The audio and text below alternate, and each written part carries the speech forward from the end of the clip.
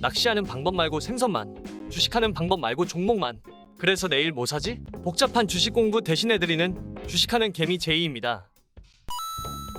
네, 여러분 안녕하세요. 주식하는 개미 제이입니다. 오늘은 11월 22일 화요일 증시 일정을 정리하고 특징 종목과 섹터, 그리고 지금 증시의 특징적인 흐름을 알려드리고 또 내일 뭐 사지 종목을 대응하는 방법이나 함께 생각해보면 좋을 만한 것들을 준비했습니다. 이 영상은 평소보다 조금 길어질 것 같고 제 개인적인 주관이 많이 들어있으니 원치 않으신 분들은 시황까지만 보시길 추천드립니다. 또한 언제나 투자의 책임은 모두 본인에게 있습니다.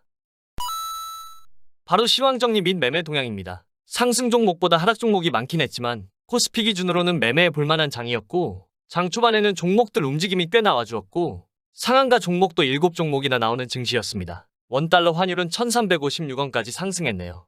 투자자별 매매 동향을 살펴보면 외국인은 코스피를 157억 장막판에 매수했으며 코스닥에서는 800억 매도, 기관은 코스피에서 33억, 코스닥에서 729억 매도, 금융투자의 경우 코스피에서 1028억 매수, 코스닥에서 118억 매도했습니다.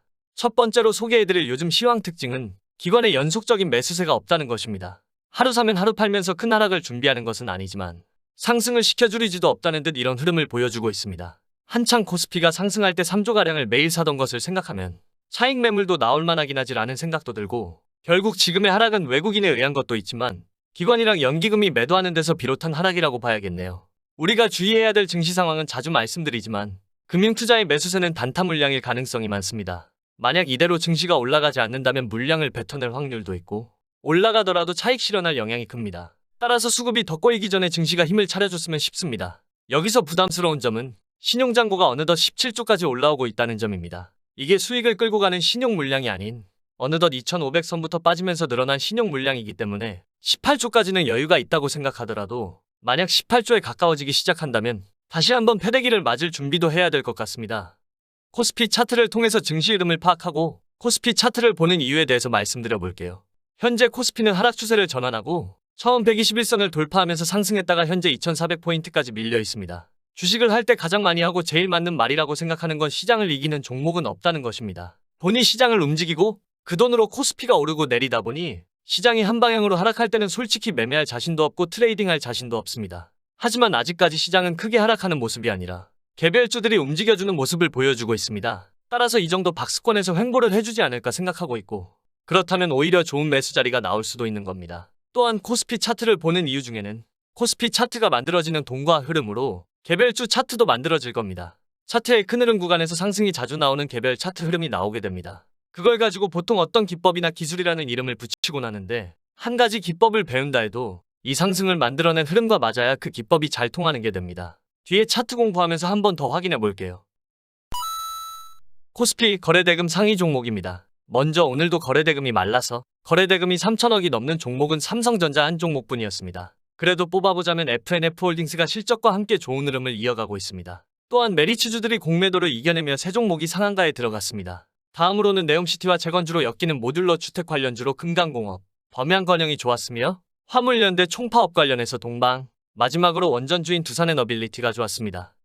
프로그램 매수 상위 종목에는 하나솔루션, CS윈드, 현대건설기계, 현대두산인프라코어가 좋은 흐름을 보여줬습니다. 어제 시황 정리에서 오늘까지 눌리면 참 좋겠다고 생각한 종목들이 오늘 크게 튀어가면서 개인적으로는 조금 아쉽게 매수하고 아쉬운 수익을 냈습니다.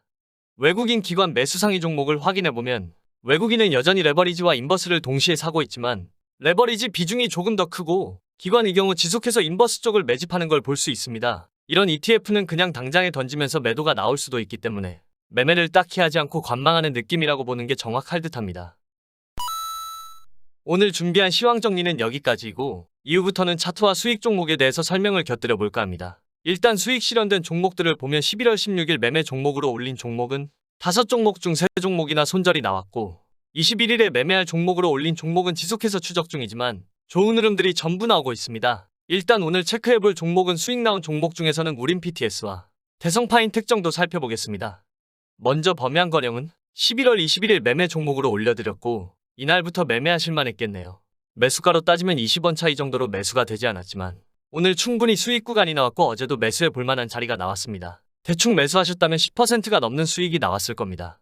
다음은 오늘 메인으로 설명드릴 종목 중 먼저 대성파인텍입니다. 이 종목은 삼각 수렴 패턴이 나오고 있어 여러분께 소개드렸고 매수가를 1790원, 손절가를 1730원에 올려드리면서 종목에 대응을 해보려 하였으나 바로 이날부터 증시가 눌리면서 빠지고 손절가를 이탈했습니다.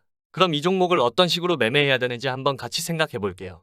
저의 경우에는 일단 다시 1730원에 매수를 진행했고 오늘 장 초반에 일단 전량 정리했습니다. 이 종목에 매매를 하게 된 이유를 간략히 설명해 보자면 일단 이 종목의 재료가 애플카 이슈가 있고 이날 거래대금과 함께 장대 양봉이 나온 이후 전 지지라인에서 똑같이 박스권을 만들었기 때문입니다. 다만 요즘 자주 보이는 패턴으로 꼭 중요하게 본자리들을 한번 하고 올리는데 그 이탈자리가 61선을 크게 이탈하지도 않았으며 중심선 또한 이탈을 하지 않았기 때문에 일단 매수할 때조차 맥시멈으로 빠진다면 1600원대까진 빠질 거라 생각하고 매수를 한 것입니다. 이런 내용들은 특히나 제가 제작하는 방식으로는 영상에 전부 다 담을 수 없기에 어려우신 분들은 댓글로 꼭 알려달라고 말씀드리는 이유인데 결과적으로는 중요한 자리인 1730원을 회복해 주었기 때문에 상승이 가능했다고 생각하는 것입니다.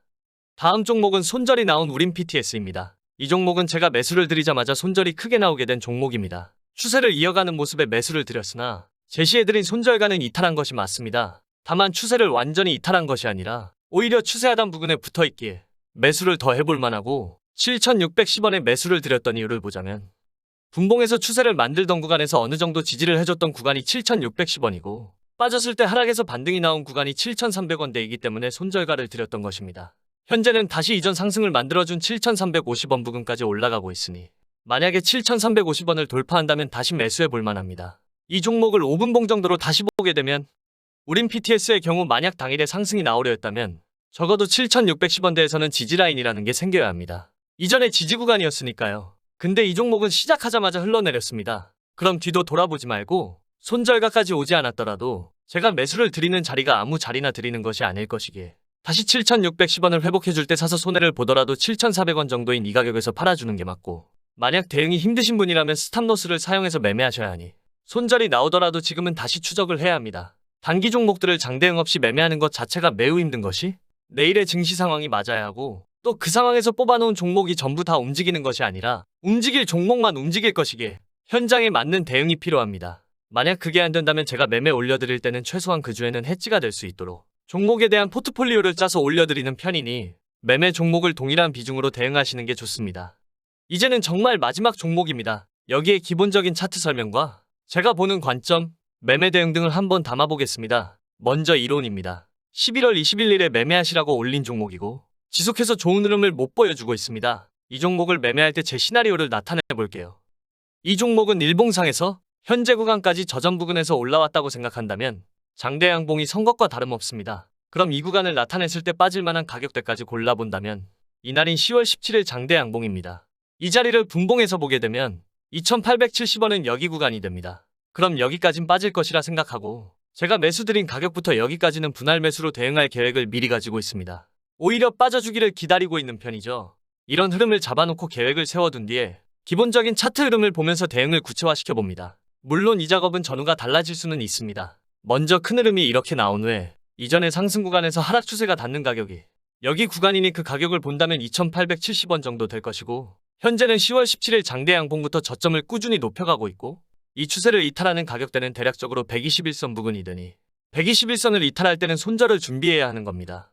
또한 서현탄 메탈 때도 말씀드렸지만 제가 자주 사용하는 종목의 움직임 중에 이렇게 추세 전환 구간을 매우 좋아합니다. 추세가 전환되고 나서 거래대금이 붙고 나면 그 지수 상황에 따라서 다르겠지만 보통 시세가 나오는 경우가 많습니다. 제가 이렇게 영상에서 종목의 매매 방향을 보여드리는 이유는 어떤 주식 고수가 와서 종목을 주더라도 본인이 종목에 대한 대응력이 없으면 수익을 챙길 수 없습니다. 그러니 영상을 미리 한 번씩 보시고는 이 자리는 어떤지 저 자리는 어떤지 한 번씩 생각해보는 시간을 가지는 게 매우 중요하게 생각하기에 중간중간에 매매하는 영상과 차팅하는 영상을 섞어서 올리고 있습니다. 주변을 둘러보면 자꾸 주식 공부를 한다고 해놓고 기법이나 지표만 볼랜저니 엘리어트니 하면서 연구하시는 분도 계시고 또 기업 분석만을 리포트를 통해서 분석하고 주가가 내릴 땐 믿음이 떨어지면서 불안해하는 분도 계시고 다양한 분들이 계시는데 일단 제가 말씀드릴 건 우리는 주식을 하는 것이기에 그 상황에 맞고 그 지수에 맞는 무기와 대응책을 가지고 대응해야 합니다. 장대 양봉이 나온 후에 눌림을 잡을 때 중심 가격에서 잡을 수도 있고 위에 잡으면서 중심 가격의 손절을 잡을 수도 있고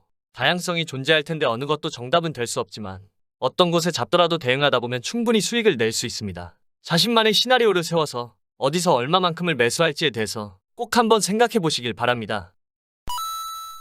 오늘 준비한 영상은 여기까지입니다. 오늘은 시황 정리가 긴 영상이 되었는데 조금이나마 도움이 되셨다면 좋겠고, 시청해주신 분들을 위해 제가 베스트 픽으로 뽑고 있는 종목을 하나 공유해드리자면 우진을 좋게 보고 있습니다. SMR 관련주로 어쨌거나 정부 수혜 종목이고 내용 CT와도 정부 지원과도 다 엮일 수 있기 때문에 지속해서 관심 가져보시기 바라며 오늘도 주식하는 개미 제이와 함께 공부해주셔서 감사합니다.